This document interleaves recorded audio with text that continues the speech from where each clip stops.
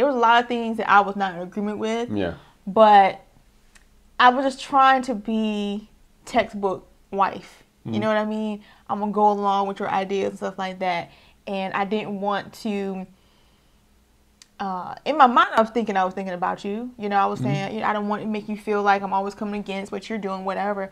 But I was just kind of going along with a lot of the things. And they weren't bad things, but I just wasn't in agreement with them. See, I'm the type of husband that I go into prayer and come out and be like, the Lord said, Yes. you need to do this.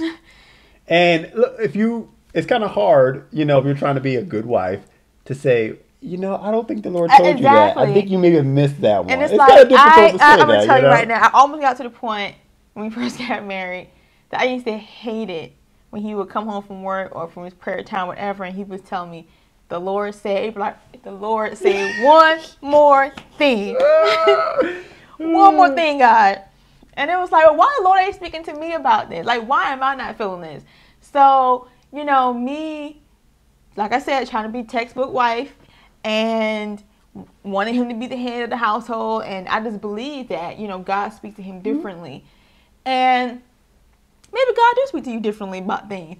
But God speaks to me too. Like, God will speak to the wife too, because he understands that we're supposed to be in agreement. Even if God don't give me the direct direction about something, he will give me confirmation in my spirit that this is where we're supposed to be doing, so that I can come in agreement, because God understands agreement is important for us to move forward. What I had to learn was that the way God spoke to me when I was single was different from the way he spoke to me after we got married. He began to give me things, and then it would be like there'd be a cap where he would stop talking and then be like, now you got to go talk to your wife and get in agreement about this.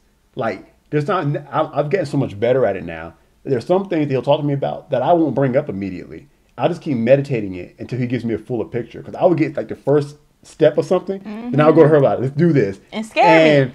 Exactly. And it wasn't a fulfilled thought. It was like one piece of the image, one piece of the puzzle, but not the full thing. What I've begun to do is meditate things and gestate things. He gives me a fuller image. And then if I let him finish, sometimes like you hear something, you run off. If I let him finish, then I realize, okay, you may be showing me this big picture, but you only want me to do this first step.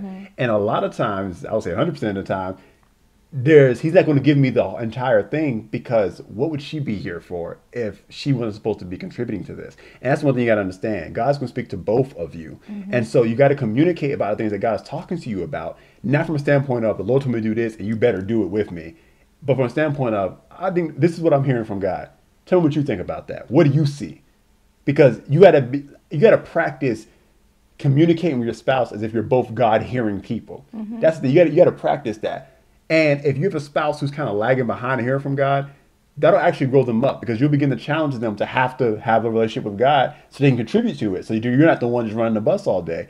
Because if she's my co-pilot, it's like, we got to be in agreement about this. I can't do this and run this on my own faith. This is our faith project. This is our business. This is our family. This is our whatever, you know. And there's so many things couples disagree about, but you got to get in agreement. And it's the same God, so you can't be afraid that you're going to miss it, because the same God is speaking to us. I know that there's a lot of questions too, because it's probably somebody thinking, what if the husband or the wife is slowing me down or slowing the project down because they're not hearing from God? Because I know there's been plenty of times where I frustrated you because I'm much slower in moving on certain things than you are, especially when you say you hear something from God. So sometimes you would tell me something the Lord said, and you would say, well, go pray about it. And then it'd be 2-3 days later, you're like, well, have you heard anything from God? I'm like, nah. You know? So that will frustrate you so bad. And I would get frustrated because seeing you frustrated, and I didn't want to frustrate you. So I'll sometimes just go along with stuff. So when it comes to my wife, there are things that I'll mention to her or will share with her. Sometimes not about something for us to do, but just anything. And if she doesn't seem to get it the first time, I can't get frustrated. I got to give her time.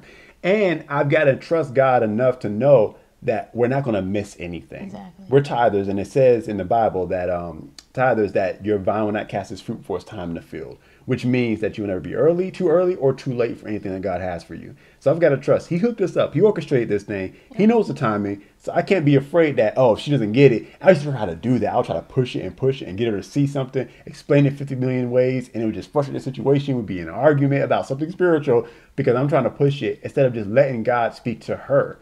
and understanding that maybe I'm not right about this, or at Yeah. least not 100% right about it. Maybe I'm missing something. Maybe her being slow about being on board is actually going to preserve us from falling on our faces and breaking something, you know? So you can't be so prideful to think that you're right all the time. Well, I heard from God.